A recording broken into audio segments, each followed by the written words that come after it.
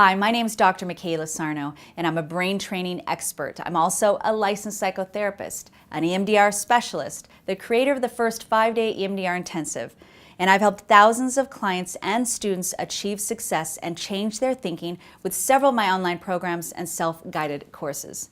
Now, many don't know I'm also a wife and a mother. And I believe my purpose in life is to help others change their thinking, to conquer their past, and create the life they deserve to live. And I want to thank you for all the comments that you shared on my last video. This is an incredibly important time in your life. You see, we have moments, many of them throughout our lives, where we are confronted with wanting to make changes. And this, of course, requires challenging new ideas about ourselves, about others, about what's possible. Well, just imagine if this time you could believe that what's possible was now actually happening in your life. When those things you see happening for other people as they become more successful and happier, more financially stable, and beyond, happen for you too. As if your name was finally called, your ticket came up.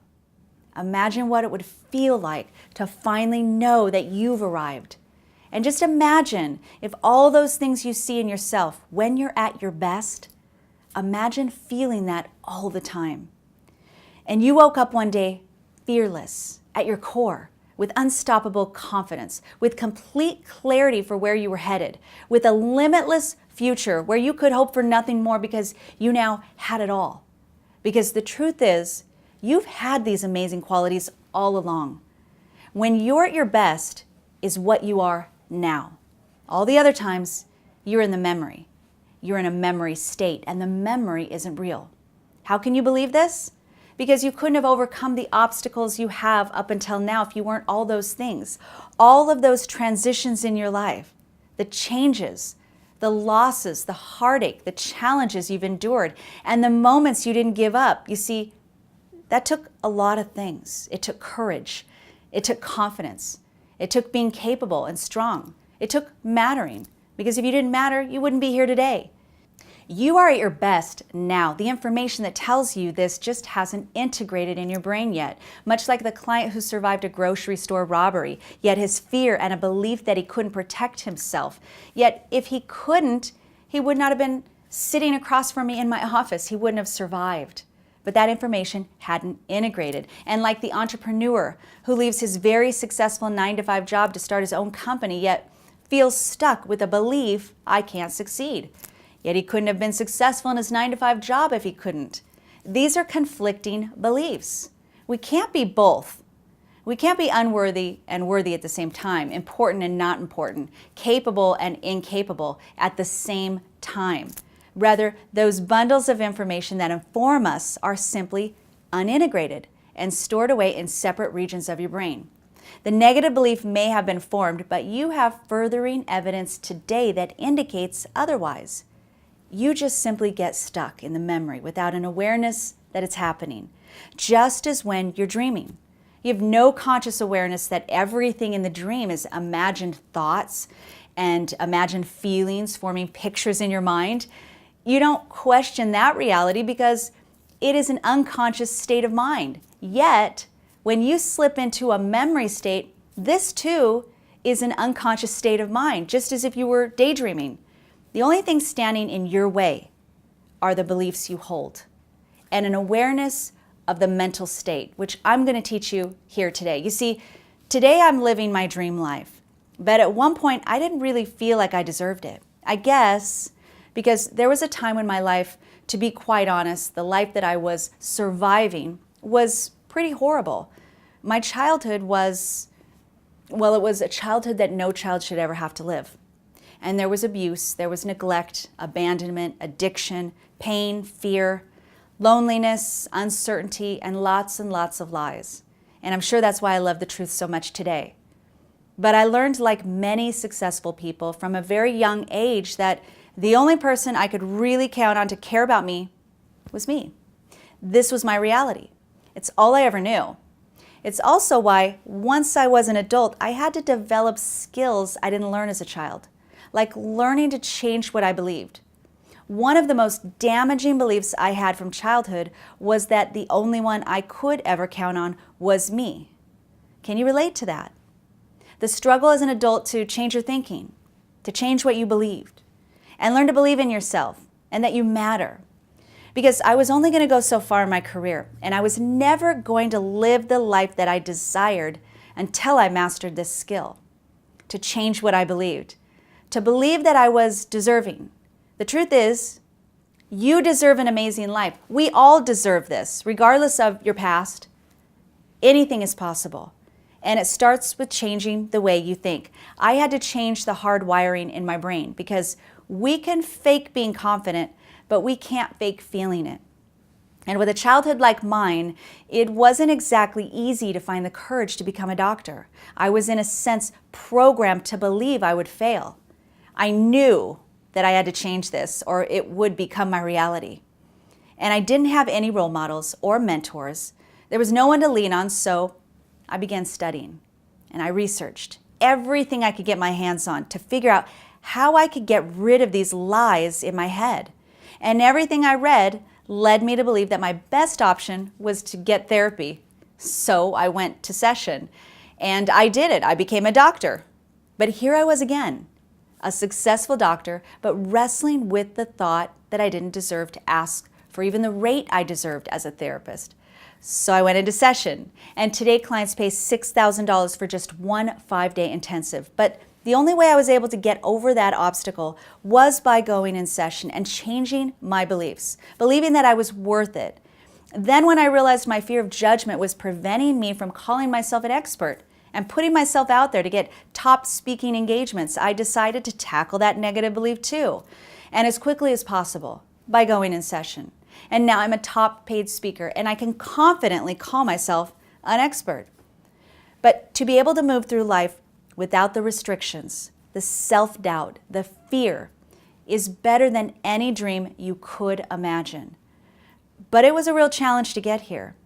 The things I have been able to accomplish are because each time I've hit an obstacle, I've done this. I've acknowledged it and then set out to change the belief that was holding me back. You have this ability, the ability to transform your life. Because I was able to change my beliefs and, in a sense, rewire my brain. I was able to do a lot of things, like become a doctor, to finally start asking for the rate that I deserved, and to move into my dream office. As a matter of fact, I can actually remember driving up that very first day and thinking, I've made it. I had this crazy cool life now, my own practice, a killer office. And I remember that first morning that I took extra time getting ready because I wanted to look as good as I felt. And I put on my tightest pencil skirt and highest high heels, and I walked in and immediately introduced myself to all the neighboring offices. I felt that morning that I had hit a milestone, and this office represented that. But inside of me, all the while was this little annoying voice whispering, maybe you don't deserve this.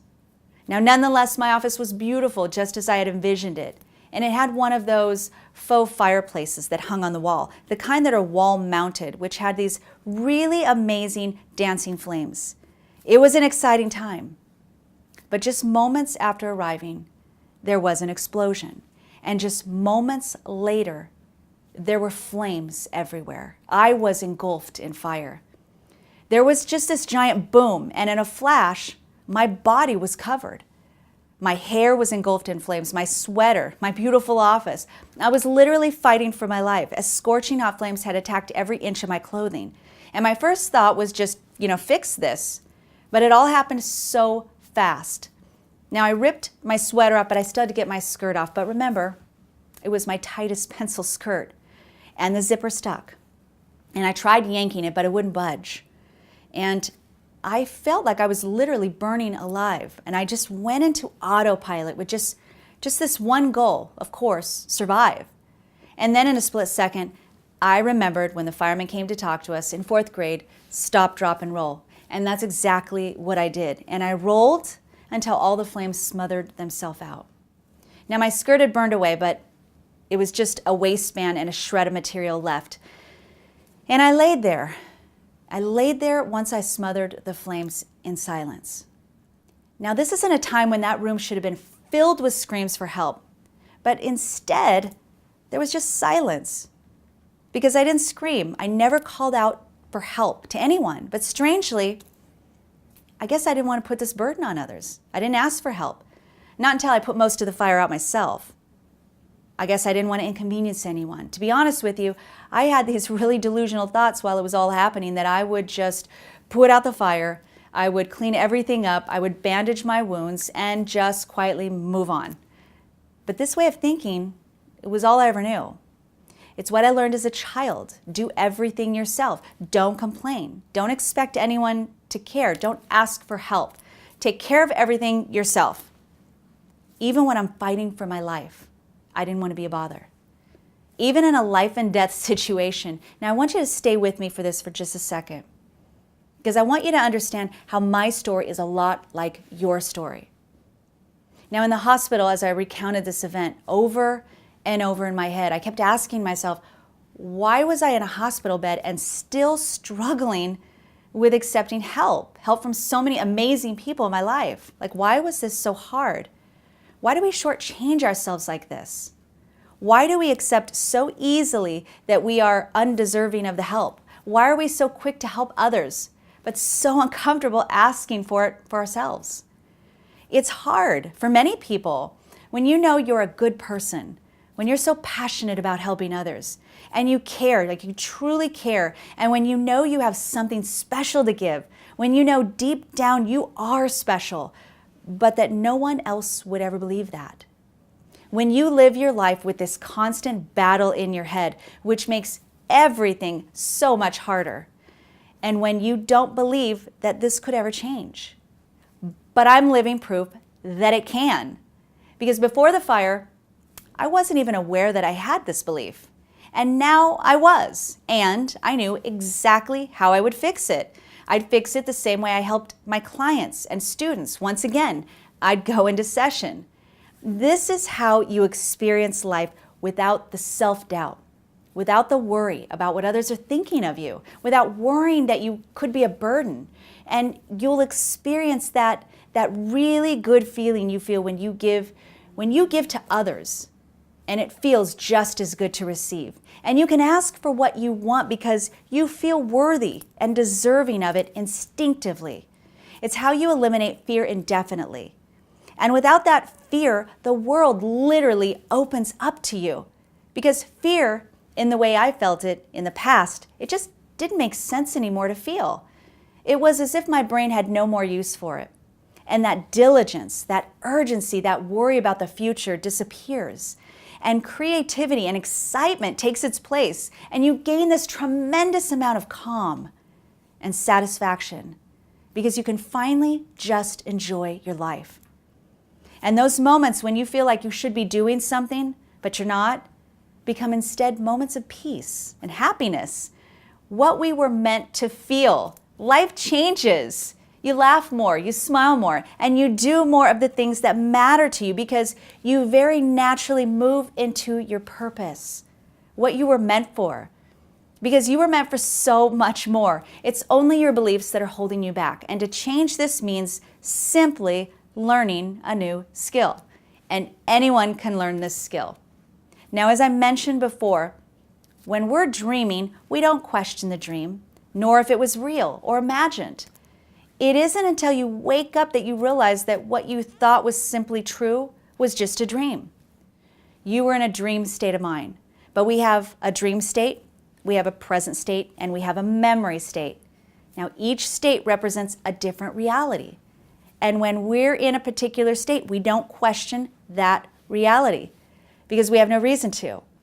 The states in which we are less aware of prior to that transition is the memory and the present state. As a matter of fact, we transition into a memory state each time we have a particular trigger that pulls us into the past thoughts and feelings. You see, we have specific neurons that act like memory switches that turn a recollection on or off and interweave past experiences into new ones, into new environments. Now, these are called hybrid memories, and they create an ever-changing impression of perceptions that link to a specific place in the past. Even the slightest stimuli in our present environment changes the firing rate of neurons in the way that changes the flow of information between different parts of your brain. And before you know it, voila, alters one's perceptions. See, we seemed hardwired to replay the past. Feelings and beliefs from the past reemerge in the present constantly. And this is called transference. And it happens to everybody. And it is an unconscious process in which we don't realize that it's happening. It begins with present stimuli, triggers in our environment that the brain recognizes in some form that then activates a specific set of neuronal patterns in the brain. Now, when that happens, we move into a memory state.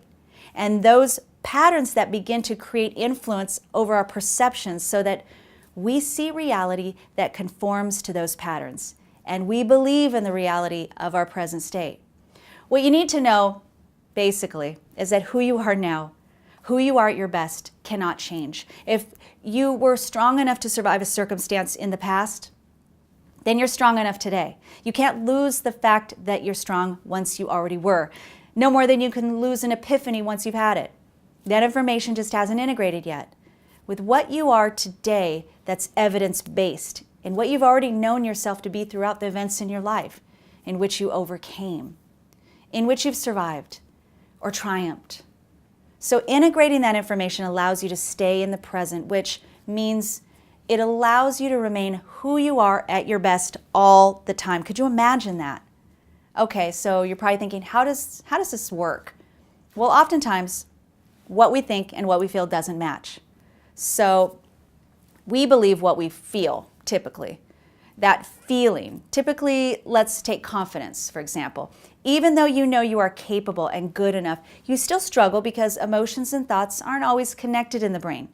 We have the thinking part of our brain, which is the thinking center part of our brain, and then we've got the emotional part of our brain, where the amygdala lies. When we transition into the emotional part, we embrace those feelings and we accept them as truth without ever questioning. So what you want to do is connect the thinking part of your brain with the emotional part to change that experience. This is how you place fear in the right context, when you need it, not when you don't. So let me give you an example of integrating a positive feeling association. So think of something good, something pleasant, something positive, perhaps a person in your life who makes you feel really good, who makes you feel good about yourself, or an accomplishment, an event, anything in your life that has a positive association to it. Think of the images, the feelings associated to it, the words associated to it, where you feel the good feelings in your body. And hold all those together for a moment. And place the positive thought with that good feeling. Notice those words. And next, take your hands and place them like this. And move your fingers back and forth. Okay? But I want you to make sure that as you're doing this, that you are noticing that positive event or that positive feeling, the positive words. So you hold all those together. Just imagine being held by the person that you love most in the world, or holding that person, or doing that thing. And notice how good that feels in your body. Notice the words and move your fingers back and forth. Now what you're doing here is you are connecting the thoughts in one part of your brain with the feelings, the emotions in the other part of your brain, and you are integrating them. Now you can also use this here and take your palms, hold them together, and do one at a time. Now we have children do this exercise all the time. Children who go through anxiety or go through traumas, to integrate those thoughts and emotions. But this is an example of how you will integrate thought and emotion. Now that's with a positive association. So you could imagine if you were dealing with fear or anxiety, irrational fears, how powerful these exercises can be to integrate that information. Now this technique worked with one of my recent clients who used this tool to change a reoccurring response she struggled to change in her relationship with her spouse. She couldn't help getting angry each time she felt that he was taking her for granted. Then she began using in session beginning each morning before she began her day, and really utilizing the metacognitive skills she was gaining to ultimately create that mental shift, which in return changed that automatic response to get angry. So what she was doing in the past was behavioral techniques to control her anger. But by the time she thought to choose a different response, the outburst had already occurred. Now, this is why behavior strategies are so difficult for changing automatic responses and habits. We have them constantly, however. Now, by the time we realize we're stuck in self-defeating thoughts, we're already too deep into them as well.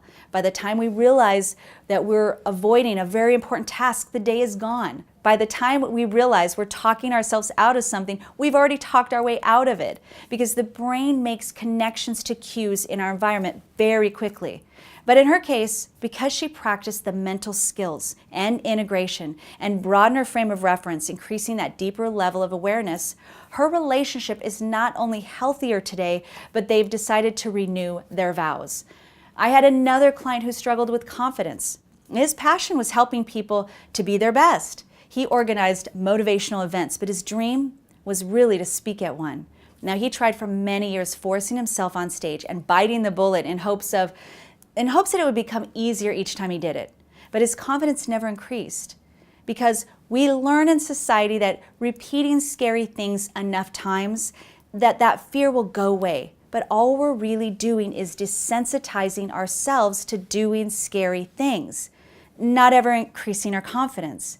So what he did is he began using in session and listening to the audios, also using the power line exercises and the tools, and he began to experience the stage differently. His thoughts changed because his perception changed. And as a result, of course, his fear completely dissipated. Now, most people are aware they have barriers holding them back. And while most do work actively to remove those barriers, most would agree that removing these barriers is hard to do. And that despite the work you've done, the barriers still stand between you and that dream you envision your life could be.